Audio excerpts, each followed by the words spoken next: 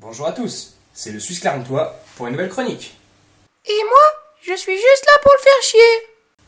Bon, tu vas te calmer? J'ai rien dit la semaine dernière et il va falloir que t'arrêtes de m'interrompre toutes les 5 minutes. Oh, rabat-joie. Bref, vous avez sûrement dû remarquer l'expression de beauf que j'ai utilisée à la fin de ma dernière vidéo. Et je vous dis à ciao, bonsoir les petites nouilles. Ce n'était pas par hasard, car aujourd'hui, nous allons parler de la nourriture principale de l'étudiant. Les cours? Non, les pâtes.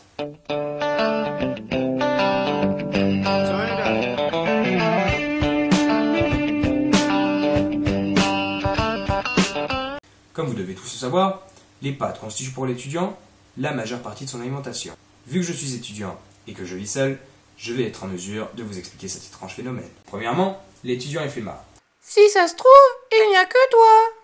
Donc pour qu'un étudiant aille faire les courses, il lui faut de la motivation. Et même beaucoup de motivation. Ça, c'est sûr que toi, t'en as pas beaucoup. Deuxièmement, l'étudiant est très flemmard. Alors à part le micro-ondes, il n'est pas très fan de la cuisine. Toi, rien que le micro-ondes, tu galères à t'en servir. Et enfin, l'une des tâches les plus complexes pour l'étudiant... La balle.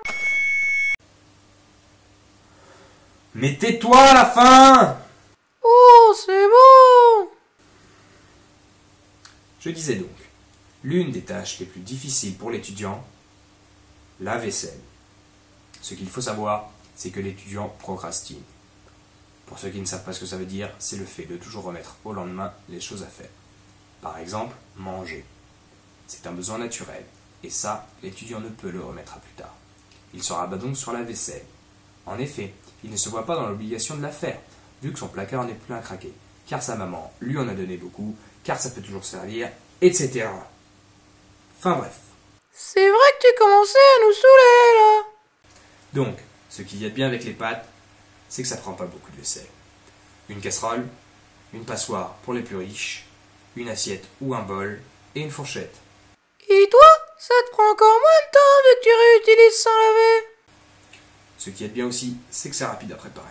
Comme ça, tu as plus de temps pour te piner. Très drôle. Vraiment. Beaucoup de personnes disent que l'étudiant fait ses 2 repas quotidiens avec des pâtes. Mais c'est faux! On peut aussi en faire 3 ou 4! Ah ah, toi aussi t'es marrant, dis donc. Bah oui, attends, à 3 heures du mat, il fait faim. Alors l'étudiant, il mange des pâtes. Je crois qu'il y a que toi qui fais ça. Ou après une soirée bien arrosée. Ouais, quand tu reviens torché, quoi. Quoi de mieux qu'une bonne assiette de pâtes? Bah, une aspirine? Après, il ne faut pas dire que l'étudiant ne fait que des pâtes. Non, des fois tu varies. C'est du riz ou de la purée. Il peut se motiver à faire la cuisine. En cas d'extrême urgence. C'est-à-dire, tes parents qui t'annoncent à midi qu'ils viennent manger chez toi le soir même. Ou encore, un rencard improvisé avec la fille que tu convoites depuis des mois.